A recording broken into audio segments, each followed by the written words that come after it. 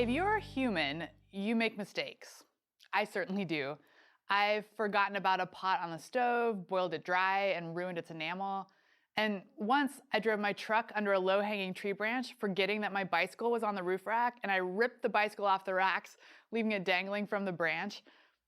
Society has created a variety of mechanisms to minimize the effects of our attention lapses and mistakes. Rumble strips on the side of the highways, fire sprinkler systems that automatically deploy when exposed to heat, airbags that deploy in a car accident, and insurance policies that compensate us for the financial costs of our errors.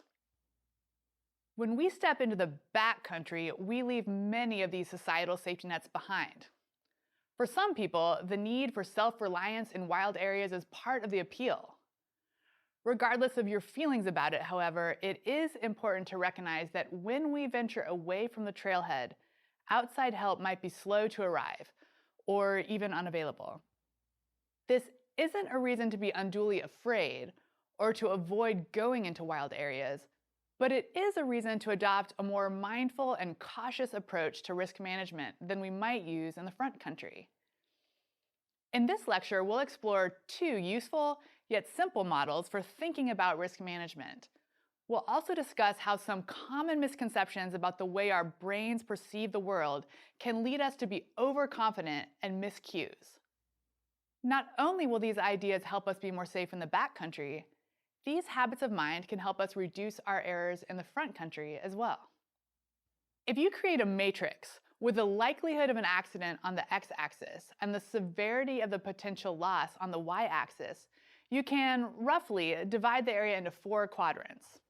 Accidents that are not very likely, and if they were to happen, would not be very severe. Accidents that are quite likely, but not very severe. Accidents that are potentially very severe, but not likely. And accidents that would be very severe and could be considered to be quite likely.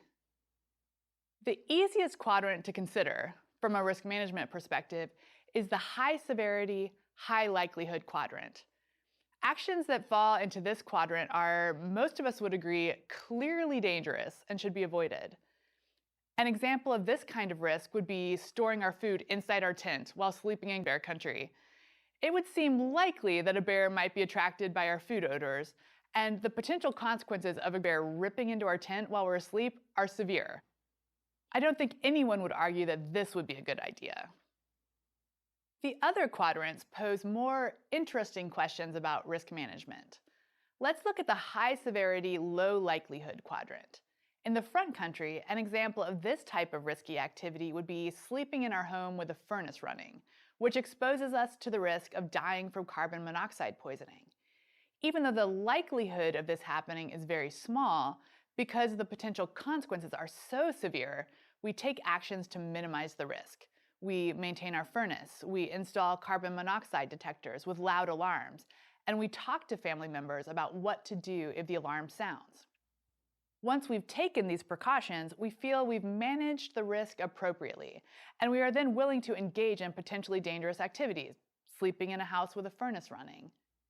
Examples of common backcountry risks from this quadrant could include camping in grizzly bear territory, paddling a canoe on a large body of water, hiking along a cliff edge, or using a camp stove. In each case, the possibility exists for a severe loss, a high-consequence accident or incident. In each case, however, there are actions we can take to minimize either the likelihood or the severity of an incident. This is the process of risk management. Once we've managed those risks, we can then make a decision about whether or not we feel okay engaging in the activity. Different people will make different decisions about how to manage a risk, depending on their personal level of risk tolerance. For example, at a cliff edge, some people may stride confidently to the edge to take in the view. Others may drop to their knees a few feet from the edge and then slide on their bellies up to the edge to peer over. And others may be content to observe the view from 10 feet back, while others might decide not to hike that trail to begin with. We'll talk more in a moment about personal levels of risk tolerance, but for now, let's briefly examine the remaining 2 quadrants. In the remaining two quadrants, the severity of the potential loss is low. In the high likelihood, low severity quadrant, we find risks like getting a blister from new shoes. In the low likelihood, low severity quadrant, we find risks like turning an ankle while walking. In the front country, we tend to not pay much attention to managing the risks in either of these two quadrants because the consequences of an incident are so small. In the back country, however, these two low severity quadrants deserve more attention from a risk management perspective, as even minor incidents can have cascading impacts. A turned ankle miles from the trailhead could slow us down enough that we don't make it back before dark. A blister on an extended backcountry trip could get infected and become a more serious medical issue. The good news, of course, is that simple risk management decisions can minimize the risks. For example, we can further reduce the risk of turning an ankle by paying attention while walking on uneven terrain, using a walking stick, and choosing boots with good ankle support. We can reduce the risk posed by blisters by taking the time to break in new boots and by stopping to address hot spots when we first notice them, before they have a chance to turn into blisters. Whereas our approaches to dealing with the two high severity quadrants, either avoiding them completely or consciously and deliberately managing the risks, will be generally the same in the backcountry as they are in the front country, for most of us, successfully managing the risks in the low severity quadrants requires a change in attitude and behavior when we enter the backcountry. If we carry our front country nonchalance about these two low severity risks into the backcountry, we can find ourselves paying for it. A mentor of mine calls this approach to backcountry risk management going slow to go fast. By taking the extra few moments to avoid even seemingly small incidents or injuries, we maintain our ability to complete our trip in good health, which is much faster than the alternative. This seems obvious when we're thinking about risk management from the comfort of our couch, but it can seem less obvious when it's the end of a long day of hiking, a cold rain has settled in, and although the trail is steep and covered in slippery leaves, we know the lean-to is only a mile ahead and we're tempted to jog downhill to get there more quickly. Or when our legs are fresh at the beginning of the hike and we're eagerly anticipating the view from around the next bend and our friend is telling a hilarious story, but our boot is rubbing on our Achilles tendon, yet we don't want to break the rhythm of our hike or interrupt our friend to stop and fix the hot spot. It's in these moments when repeating the mantra, "Go slow to go fast," might help. Being able to use this risk matrix model to assess and manage risk relies on our ability to accurately judge both the severity and the likelihood of risks. Many beginners in outdoor pursuits misjudge risks. Some people overestimate how dangerous it is in wildlands, and that keeps them from trying things that they would enjoy. If you are one of these overly cautious people, hopefully this course is giving you the confidence to venture out in appropriate ways. Other people, however, underestimate the risks in a certain activity, and this can get them in trouble. For example, where I live, on the south shore of Lake Superior, near the Apostle Islands National Lakeshore, almost every summer, tourists and sea kayaks underestimate the dangers posed by such a large, cold lake. They arrive on a sunny, warm day, look out at the flat water, don't see much risk, and decide they don't need to wear their wetsuit, and they shove it behind the seat of their kayak. Perhaps they've spent time paddling on smaller and warmer inland lakes further south, and assume that this lake is similar. This is the misunderstanding of the objective risks of the big lake. They set off paddling to the nearest island, which, although it seems close, is a crossing of 4 miles, which will take them over an hour of paddling to reach. Although the forecast was for calm and they assumed the winds would stay calm, in the middle of the crossing the wind unexpectedly picks up, traveling 300 unobstructed miles across the lake, and the waves quickly build. They capsize and come out of their kayak. The water temperature is in the 50s, sapping their strength. They're trying to hold onto their kayak with one hand and put their wetsuit on with the other, all while being beaten by the waves. Often, it doesn't end well. I don't tell you this story to scare you away from outdoor pursuits, only to demonstrate that you can't appropriately manage a risk if you don't understand its likelihood and severity. If you're going to get into a technical outdoor pursuit, and by technical I mean a pursuit that involves a high level of objective risk, such as water that is big, cold, or fast, or terrain that is vertical or slippery. Educate yourself first about the risks. You can do this by taking a course with a certified provider, joining a club with a strong focus on developing skills, or even reading books, including ones that feature accident reports, so you can learn from others' mistakes. It's been said that good judgment comes from experience, and experience comes from bad judgment. Hopefully, however, some of that good judgment can come from learning from others' experiences and bad judgment. In addition to understanding the likelihood and severity of risks, making a decision about risk management using this matrix requires you to know if your strategies for managing the risks are effective. If we overestimate how effective our safety systems will be, we might think we've appropriately managed a risk when we haven't. And this might encourage us to take a larger risk than we actually should. To return to our sea kayaking example, many people practice getting back into their kayaks in a swimming pool or a warm, calm lake.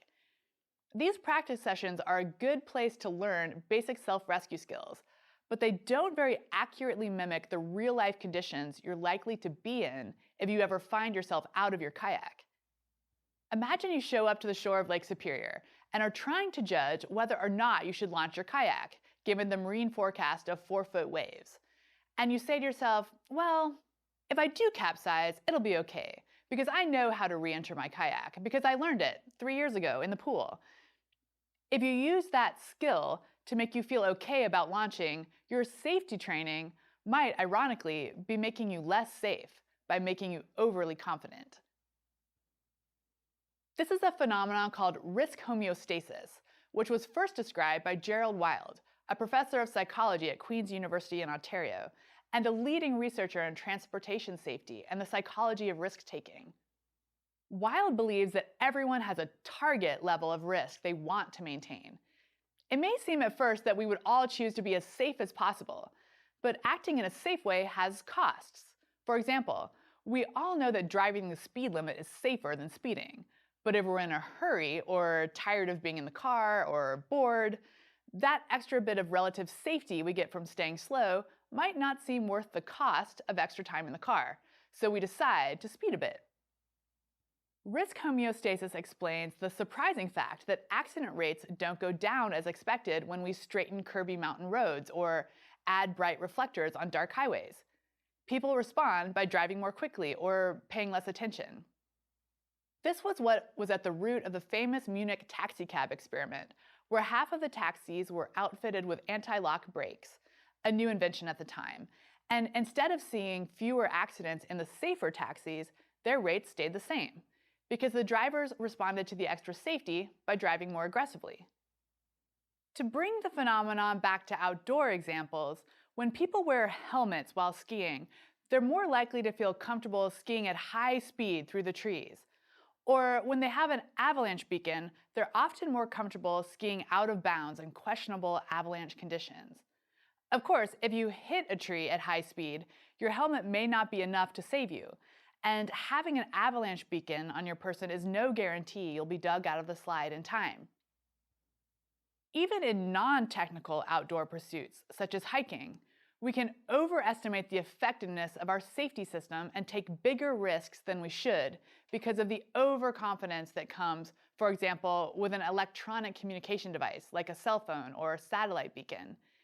If the reason we feel okay taking a backcountry risk is that we believe we can get help if needed, we're placing too much confidence in outside help. Sometimes communication devices don't work. Sometimes help is unavailable or unable to reach us. And sometimes help takes too long to arrive. Not to mention that calling for help places rescuers at risk, is expensive, and diverts resources from others who may also need it. There was a highly publicized incident in 2009 in the Grand Canyon National Park when a group of backpackers activated their SPOT satellite transmitter 3 times over the course of one night and a morning, each time setting in motion a rescue that placed the lives of the responders in danger, including by flying a helicopter at night through rugged terrain using night vision goggles. The first time they activated their beacon because they couldn't find water. But then they found it a half-mile away, so they declined rescue. The second time they activated the device because they were concerned that the water tasted salty. And the final time they pushed the button because they wanted to be evacuated from the park. When asked what they would have done if they hadn't had the spot, they responded that they never would have attempted the hike without a spot, seeing as they had very little backcountry experience. From a risk management perspective, the best thing would be to have your communication device with you, but completely forget about its existence when you're trying to decide whether to take a risk. If you'd be happy taking the risk, knowing that no one would come to your aid if something went wrong, then it's probably an okay risk. Of course, truly ignoring the fact that you have a communication device would take some pretty strong mental discipline. So, to summarize the risk matrix model, our risk management decisions should be informed by a good understanding of both the likelihood and the severity of risks, as well as an accurate assessment of the effectiveness of our safety systems. In the backcountry, our tolerance for risk, or as Wild would call it, our target risk, should be a bit lower than it is in the front country. Specifically, we should work to avoid even low severity incidents, and we should try to avoid the overconfidence that can come from safety training and equipment, most notably having an electronic communication device. For most of us, this more cautious approach will represent a change in the way we approach risk when compared with our lives in the front country. It will take constantly reminding ourselves that we've left the societal safety nets we typically enjoy, and so we need to manage risk more carefully. The second model for thinking about risk management is simple. Picture a line of dominoes, stacked closely enough together that if one should fall, they would all be knocked down. The dominoes represent risk factors. These risks can be environmental, equipment-related, personal, or interpersonal. As more and more dominoes stack up, the potential rises for a serious incident. A cold rain, for example, isn't likely on its own to cause a problem for a pair of hikers who are well-clothed, well-fed, well-hydrated, and happy. But throw in leaky rain gear, a cotton sweatshirt, hunger and dehydration, and short tempers that have recently erupted, and the stage is set for an incident.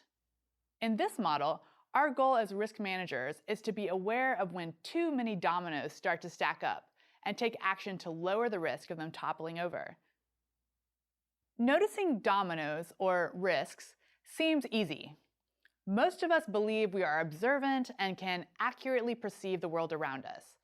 We are not, however, nearly as keen and accurate observers as we think we are. This overestimation of our abilities to read our environment can lead us to be overconfident or to miss cues. Pulitzer Prize-winning journalist Joseph Hallinan, in his book Why We Make Mistakes, compiles mountains of research about human shortcomings in perception and interpretation of the world around us. To illustrate, sit quietly for a moment and try to observe as much as you can about your surroundings. Is there a sound you had not noticed before? Or perhaps hanging from the ceiling, there's a cobweb that previously had escaped your attention. You have not noticed these things before because they were not relevant to your task. We would be overwhelmed if we paid attention to all the information coming through our senses. Instead, we filter sensory inputs to screen out anything we believe is not relevant to us. These choices about what is relevant occur at a subconscious level, based on our mental model of the world. Our mental model is informed by what narrative we are using to make sense of the situation, what we expect to see, what is important to us at the moment, who we are, and what past experiences we've had. When we construct these mental models, we simplify complexity. These mental models determine what we see and can lead us to miss important details. The concept of selective attention describes how we see what we expect to see. In psychology experiments, if subjects are shown a video of two teams of people, one dressed in white and one in black, rapidly passing basketballs, and are asked to count the number of passes made by the team in white, most of the subjects will fail to notice that a person dressed in a gorilla costume enters the scene, beats his chest, and then struts out of the frame. In an outdoor setting, selective attention could mean that in a state park campground, a site that is regularly inspected and where we expect campsites to be safe, we may not notice a large dead tree leaning over our tent, as we're not expecting to see anything that's dangerous. A related concept, proofreader's error, describes how, especially when we are an expert at something, like reading, we don't actually look at each part of what we're seeing. Rather, we skim. This is why we can fail to see misspellings or missing or repeated words. In an outdoor setting, proofreader's error could take the form of failing to see a log jammed in the bottom of a whitewater drop that you've paddled frequently and that you feel you know. Imagine you're presented with a data set that includes hundreds of numbers. Would you be able to look at the raw numbers and understand what they are describing? If you're like most of us, the answer is no. The conscious processing centers of our brains can deal with only a handful of items at a time. This means that if our attention is focused somewhere else, we might fail to notice things that we really should. This inattentional blindness can explain how a bus driver who's driving while on the phone, venting to his sister about a recent argument he's had with his wife, can drive his bus into a low-clearance bridge and later report that he did not see the large stone bridge. In an outdoor setting, it can explain how a canoeist who's daydreaming about what she's going to eat for dinner once she gets off the river can canoe past a takeout she's used many, many times before, and that is marked with a large sign and a gravel ramp. The closely related concept of change blindness describes how, if our attention is focused elsewhere, we can fail to notice large changes in our environment. Psychology experiments demonstrate this by inviting subjects to participate in an experiment and having them approach a counter to sign a waiver. Then, after they hand the signed waiver back to a research assistant, that research assistant bends down behind the counter, presumably to file the waiver, and then a different research assistant stands up and continues the interaction with the subject. Although the two research assistants have different hair color, eye color, and a different color of shirt, 75% of subjects fail to notice the switch. In an outdoor setting, change blindness can explain how a mountaineer focused on group dynamics and technical systems can fail to see severe weather building in the distance. The preceding examples demonstrate how limited our perception is, even for things we should be able to see with our eyes.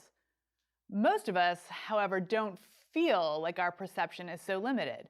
We believe we are attentive to and aware of our surroundings. When reading about the experiment in change blindness, did you think, well, I definitely would have noticed if the person who stood up from behind the counter was different from the person who bent down? In reality, odds are 3 to 1 that you would not. Most of us think we are above average in our judgment and abilities. Many of us suffer from what psychologists refer to as an illusion of control, which has been demonstrated in experiments where subjects report believing that, with practice, they would be able to influence the results of a coin flip with their minds. In outdoor adventure pursuits, we can be even more susceptible to this illusion of control because the dominant narrative is one of overcoming challenges through perseverance, focus, and self-discipline. Of course, the storm or the rapids or the rock slide is indifferent to us and immune to our efforts to control it. We need to remind ourselves that we are limited in our perceptive and cognitive abilities and that we cannot control our environment. It can be depressing to think of how limited we humans are in our ability to accurately perceive the world and to make decisions about complex issues, especially in a dynamic environment.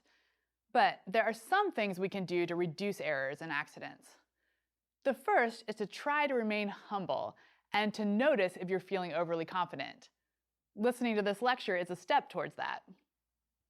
We can remind ourselves that we're probably failing to notice some dominoes that are stacking up, and we can ask ourselves to take a second look at the situation. These fresh eyes will help us be less likely to suffer from selective attention. We can ask someone else to double-check our safety decisions, so we're less likely to be caught by the proofreader's error. We can notice when our attention is somewhere else and consciously refocus on the present, so we're less susceptible to inattentional blindness or change blindness. This humility will also help us be more conservative in our use of the risk matrix we discussed at the beginning of the lecture. And in the backcountry, where outside help might be unavailable or slow to arrive, humility and conservative risk management decisions can help keep us having the good kind of adventures, rather than the uncomfortably epic ones.